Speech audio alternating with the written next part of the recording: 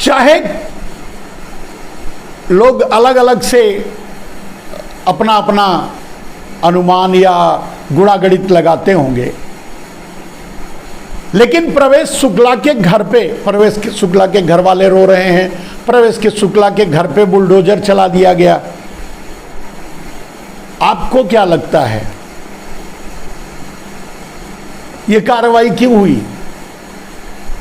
बड़ी साधारण सी बात है यार, अगर चुनाव नहीं होता तो कुछ नहीं होता। कुछ दिनों तक लोग चिल्लाते पिल्लाते, बाद में चुप हो जाते, जैसे बृजभूषण शरण सिंह के मामले में हुआ। मध्य प्रदेश में चुनाव है, इसके लिए ये नूतन कांड पर पर्दा डालने के लिए शिवराज सिंह ने बुलडोजर भेज दिया। मोदी ये भी नहीं चाहते, मोदी तो चाहते हैं इस नूतन कांड पे कुछ ना हो, बल्कि शिवराज सिंह को डांटा भी होगा फोन करके कि वो प्रवेश शुक्ला हमारा आदमी है, अपना आदमी है, उस पर बुलडोजर क्यों भेज दिया। शिवराज बोले होंगे आगे चुनाव है, तो मोदी जी उधर से बोले होंगे अबे चुप, चुनाव जीतना किसको है? अरे लड़ते हुए दिखाना है, जीतना तो है नहीं, क्योंकि हमें तो ईवीएम बचाना है 2024 के लिए, तो ईवीएम बचाने के लिए मध्य प्रदेश हारना भी है। तो इस तरह के मुद्दे उछलने दो, थोड़ी कालिख के छींटे पड़ने दो, जिसके कारण ऐसा लगे कि इस कालिखों के कारण हम हार गए। हार तो वो साजिशन जाएंगे, नरेंद्र मोदी कांग्रेस को वॉकओवर देंगे, और जब 2024 में जीत जाएंगे तो महाराष्ट्र कांड करेंगे। बहुत से शिंदे मिल जाएंगे मध्य प्रदेश में भी, बहुत से अजीत पवार मिल जाएंगे मध्य प्रदेश में भी। मोदी चाहे तो कुछ भी कर सकते हैं। सरकार खेत गिराना किस खेत की मूली का काम है? किस खेत की मूली है? कौन से खेत की मूली है? सरकार गिराना उनके लिए कौन सी बड़ी बात है? और आप खुद सोच के देखिए, जिसके साथ अडानी जैसा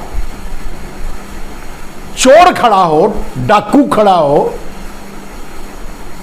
और नरेंद्र मोदी खुद 300 लाख करोड़ के मालिक हों, और उसी 300 लाख करोड़ से अडानी जैसे चोट्टे खड़े करते हों, विनोद अडानी जैसे चोट्टे पैदा करते हों, ऐसे तो बहुत से कर लेंगे। उनके लिए खरीदना, बेचना, सरकारें गिराना, सरकारें बनाना कौन सी बड़ी बात है? अब पहले अपने आप को बचा लें, पहले नरेंद्र मोदी ईवीएम को बचा लें, और ईवीएम को बचाने के लिए कहने की जरूरत नहीं है कि लड़ता हुआ दिखा करके मध्य प्रदेश, छत्तीसगढ़ और राजस्थान हारेंगे। तेलंगाना तो हारना ही है, उसमें कौन सी बड़ी बात है। तेलंगाना तो वो दिखाई भी नहीं देंगे,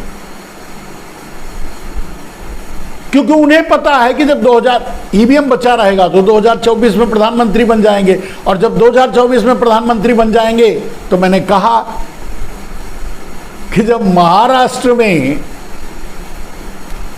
नरेंद्र मोदी,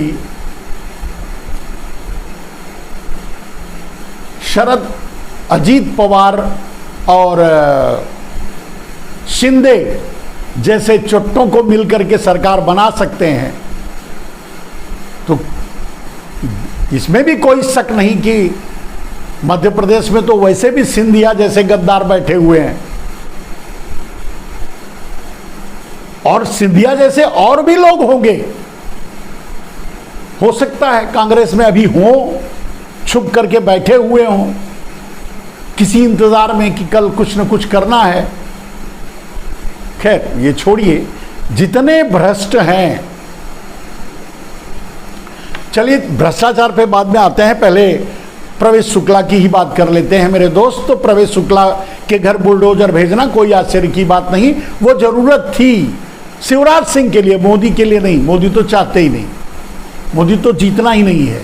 तो लेकिन शिवराज सिंह को तो लालसा होगी कि वो कल मुख्यमंत्री बने, फिर से एक बार और मुख्यमंत्री बने तो वो बुलडोजर भेज दिए।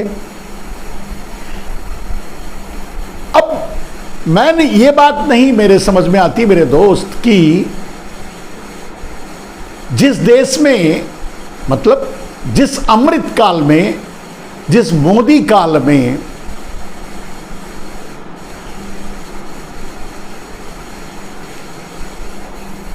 बुलडोजर कानून चल रहा हो, वहां के गधे लोग कॉमन सिविल कोड मांग रहे हैं, दे दो। लेकिन कॉमन सिविल कोड लेके करोगे क्या? वैसे कॉमन सिविल कोड कोई बुरा नहीं है, ठीक है लगा दो, वैसे मोदी को लगाना भी नहीं है। कॉमन सिविल कोड मोदी को लगाना नहीं है, कॉमन सिविल कोड मोदी को लाना नहीं है। आपने देखा सीए का क्या हुआ, या आपने देखा क्या किया था नरेंद्र मोदी ने? क्या किसी को लागू किया? सीए हुआ या और भी कई कानून लाने की कोशिश किए जिससे कि देश में बिखराव हो, देश में अलगाव हो, देश में हिंदू मुसलमान हो।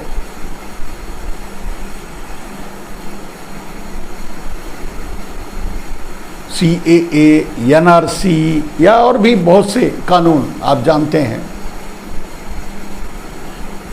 लेकिन उनमें कोई इंटरेस्ट उनको नहीं था। उसे आप जानते हैं कि वो अभी तक लागू भी नहीं हुआ और वो आगे बढ़ाया जा रहा है, वो वैसे ही रखा गया है। उसी तरह से कॉमन सिविल कोड की बात सिर्फ चुनाव के लिए है। उस कॉमन सिविल कोड लागू करना या कॉमन सिविल कोड की बात करना बस एक हिंदू मुसलमान करना है और चुनाव के लिए एक माहौल तैयार करना है, बस और कुछ नहीं है। लेकिन सवाल मेरा है कि अगर कॉमन सिविल कोड जो मांग रहे हैं तो उसकी क्या जरूरत है? उनको तो बुलडोजर सिविल कोड मांगना चाहिए, बुलडोजर कोड मांगना चाहिए। सिविल क्या, बुलडोजर कानून मांगना चाहिए। कॉमन सिविल कोड क्यों मांगते हैं? कॉमन सिविल कानून क्यों मांगते हैं? उनको तो बुलडोजर कानून मांगना चाहिए। और मांगे या ना मांगे, बुलडोजर कानून तो लागू है। कम से कम जहां भारतीय जनता पार्टी की सरकार है वहां तो लागू ही है, दूसरी सरकारों में भले ना हो, प्रदेश की बात बोल रहा हूं। तो जब बुलडोजर कानून चल ही रहा है तो कॉमन सिविल कोड लेके क्या करेंगे? एक और बात मेरे समझ में नहीं आती मेरे दोस्त, कि नरेंद्र मोदी के जो नूतन कांड के शिकार हैं मोदी भक्त, उनके भक्त, वो एक तरफ तो हिंदू राष्ट्र की बात करते हैं और दूसरी तरफ कॉमन सिविल कोड की बात करते हैं। मेरे समझ में नहीं आता, जब हिंदू राष्ट्र भारत बन ही जाएगा तब तो उसमें हिंदू कानून लगी जाएगा, या पता नहीं हिंदू राष्ट्र में कौन कौन से क्या कानून बनाएंगे नरेंद्र मोदी, कैसे चलाएंगे देश को, सेंगोल से चलाएंगे, राजतंत्र से चलाएंगे, पता नहीं कैसे चलाएंगे। ये तो अब वो आगे देखा जाएगा। लेकिन जब हिंदू राष्ट्र बनाना चाहते हैं तो कॉमन सिविल कोड की क्या जरूरत है? और जब कॉमन सिविल कोड चाहते हैं तो फिर हिंदू राष्ट्र की क्या जरूरत है? नहीं, बहुत सीधी सी बात है। जैसे अगर कॉमन सिविल कोड लागू होता है तो भारत वैसे भी, फिर हिंदू राष्ट्र क्यों? अगर हिंदू राष्ट्र बना ही लेंगे ये टपंखे, तो कॉमन सिविल कोड की क्या जरूरत है? वो तो वैसे ही हिंदू लॉ लग जाएगा, पता नहीं जो भी लगे, जो मोदी लॉ लग जाएगा, हिंदू लॉ क्या करे? तो कहने का अर्थ है कि देश के लोगों को बरगला करके, झूठ बोल करके, जुमले छोड़ करके, लोगों की नौकरियां लेकर के, लोगों को 5 किलो का भिखारी बनाकर डेली नरेंद्र मोदी उनके मुंह पे मूत रहे हैं। इसे मूतना ही कहते हैं। बोले कुछ, करे कुछ, कहे कुछ, दे कुछ, देने की जगह सब कुछ ले ले।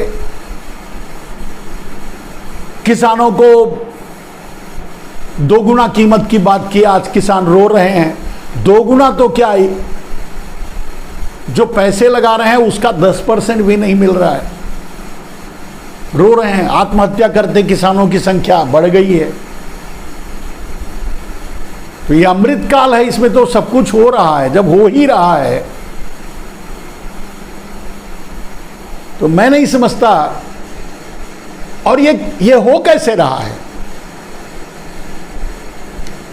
आपके बीच नरेंद्र मोदी आते हैं और ताल ठोक ठोक कर कहते हैं कि वो भ्रष्टाचारी, वो भ्रष्टाचारी, ये भ्रष्टाचारी, वो भ्रष्टाचारी, किसी को नहीं छोड़ेंगे, गारंटी देते हैं।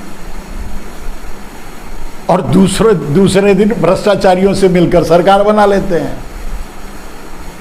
इसे नूतन कांड नहीं कहेंगे तो क्या कहेंगे भाई? आपके मुंह, और कम से कम जो मोदी मोदी के नारे लगाते हैं उनके मुंह पे तो ये मूतना ही हुआ ना। क्या हुआ आप ही बताइए। अगर आपको समझ, मुझे तो नहीं लगता कि कोई जो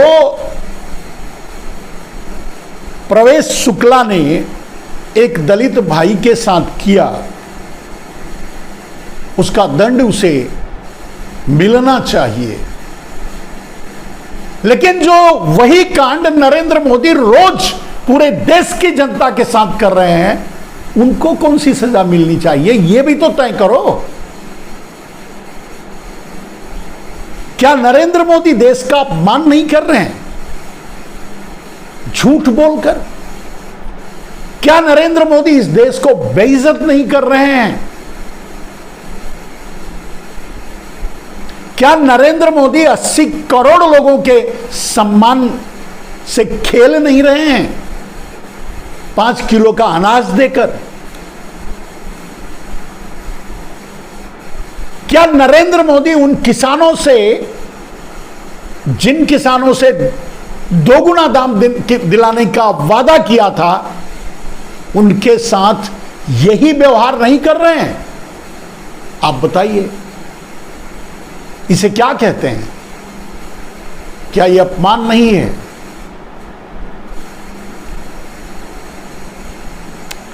खैर, वैसे भी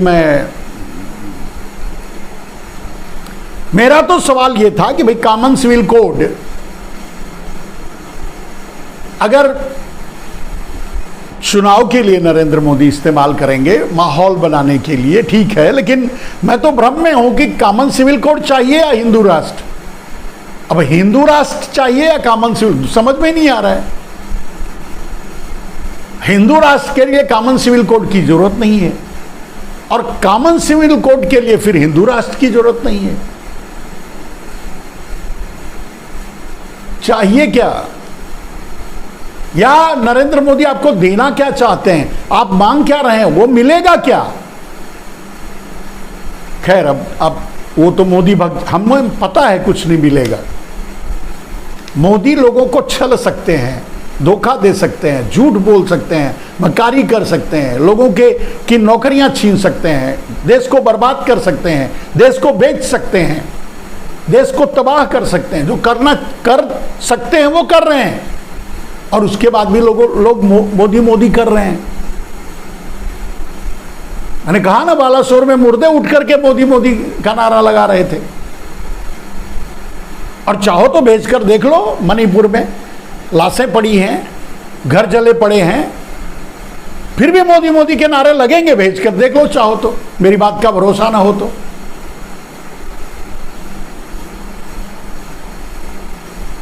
कहते हैं ना, जैसा राजा वैसी प्रजा।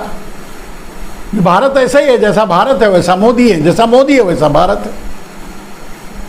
ताना दे रहा हूं, दर्द है मुझे भी, लेकिन ताना ही दे सकता हूं, करूं क्या?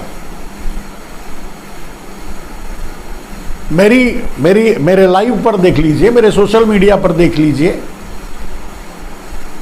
मोदी तो झूठ बोलते हैं कि लोग उनको गाली देते हैं, हमको सचमुच गाली देते हैं। देख लो, आप पढ़ के देख लो। अब उन मूर्खों से हम क्या बोलें, क्या जवाब दें, जिनके मुंह पे मोदी रोज मूत रहे हैं और उसके बाद भी वो मोदी मोदी के नारे लगा रहे हैं। तो उनसे बोलूं क्या, उनको समझाऊं क्या, उनको बताऊं क्या? वो समझेंगे ही नहीं, जानेंगे ही नहीं, वो तो मेरी भाषा ही नहीं समझेंगे। ये अलग बात है। और मैंने कहा सर्व सक्षम है मोदी जी, चाहे तो कुछ भी कर सकते हैं। मैंने कहा जिसके पास 300 लाख करोड़ दबा हुआ धन हो, ब्लैक मनी हो, वो आदमी क्या नहीं कर सकता। जिसके पास अडानी जैसा चोर डाकुओं की बहुत बड़ी टीम हो, विनोद अडानी, अडानी अंबानी, पता नहीं बहुत बड़ी टीम हो, देश से लेकर विदेश तक, वो कुछ भी कर सकता है। क्या नहीं कर सकता। और जब देश में भ्रष्टाचारी कीड़े हों, अजित पवार जैसे, शिंदे जैसे भ्रष्टाचारी कीड़े हों, तो नरेंद्र मोदी भी क्या करेंगे। उन कीड़ों की जरूरत है उन्हें डरा धमकाकर, उनके भ्रष्टाचार को उनके सामने दिखाकर अपनी बैतरणी में उतार रहे हैं, अपने नाले में उनको उतार रहे हैं।